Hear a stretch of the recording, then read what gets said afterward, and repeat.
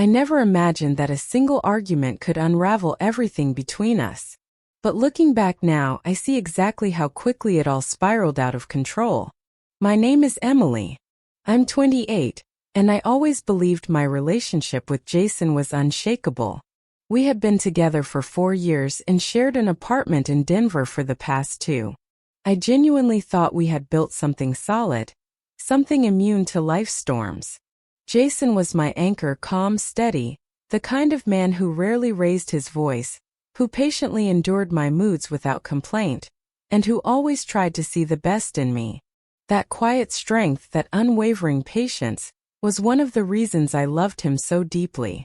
And yet, ironically, it was also the part one took for granted. That night, we were home alone after an exhausting day. I felt tense, a mixture of workplace stress and a lingering feeling that Jason didn't always fully understand me. Our conversation started innocently enough, small, trivial things. A missed call, an overlooked chore, a minor disagreement about weekend plans. But tension rose like smoke from a hidden fire, quickly consuming any calm between us. My frustration bubbled over, and before I could stop myself, words I didn't fully mean slipped out. "You know you're not like Ryan," I said sharply, referencing an ex-boyfriend. "Ryan at least knew how to handle things. You just freeze."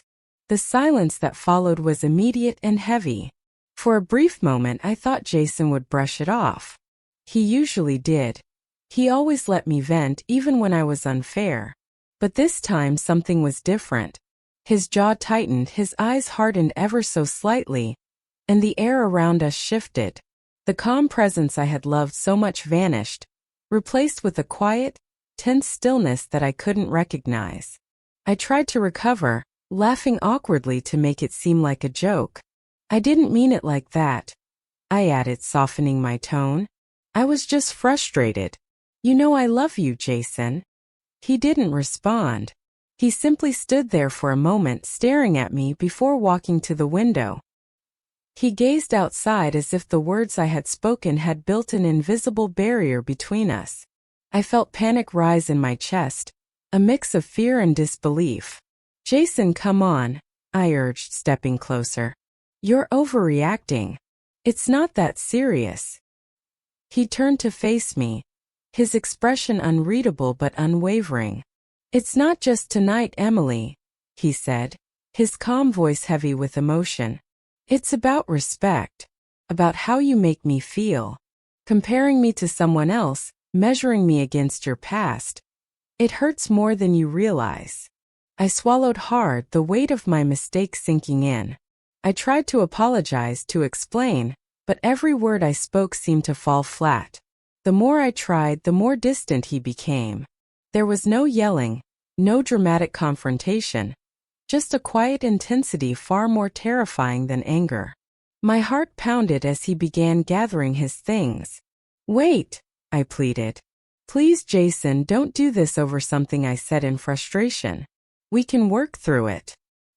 He shook his head slowly, the calmness in his eyes now carrying a finality I had never seen before. "No, Emily. I've been patient. I've been understanding. But tonight I realized something I can't ignore anymore." Before I could say another word, he walked past me, grabbed his jacket and left the apartment. The door clicked softly behind him, yet it sounded to me like a hammer striking my chest. I stood frozen, feeling the apartment swell with emptiness, echoing the absence of the man who had always been my anchor. The hours that followed were unbearable. I called, texted, pleaded, explaining that I hadn't meant what I said, that I had been frustrated, that he was the one I loved. But each message went unanswered, each call straight to voicemail. In the heavy silence I could hear my own heartbeat, each thump echoing the reality I didn't want to accept. Jason wasn't just upset, he was gone. At least for that night and maybe for much longer. By morning the truth settled in. All the irritation, all the careless comparisons, had built up over time, and I had finally crossed a line. I had always believed that his patience was limitless, that his calm would absorb anything. But it wasn't endless. That quiet strength I had taken for granted wasn't weakness. It was deliberate, measured, and capable of walking away when respect was repeatedly dismissed. Though I wished he would return, forgive me, laugh it off as a silly fight, I knew it wasn't about who was right or wrong in that moment. It was about the cumulative effect of my actions, the repeated slights, the subtle comparisons, the small, thoughtless words that had slowly worn away the foundation of trust and respect in our relationship. Alone, scrolling through old photos, regret struck sharply. The man I had unfairly compared to my past, the one I thought would never leave, taught me a lesson I would never forget. Love alone isn't enough. Respect matters just as much. And respect, once lost, cannot simply be demanded back with words. I spent the day replaying the argument in my mind. Every word, every gesture, every awkward laugh that had masked deeper pain.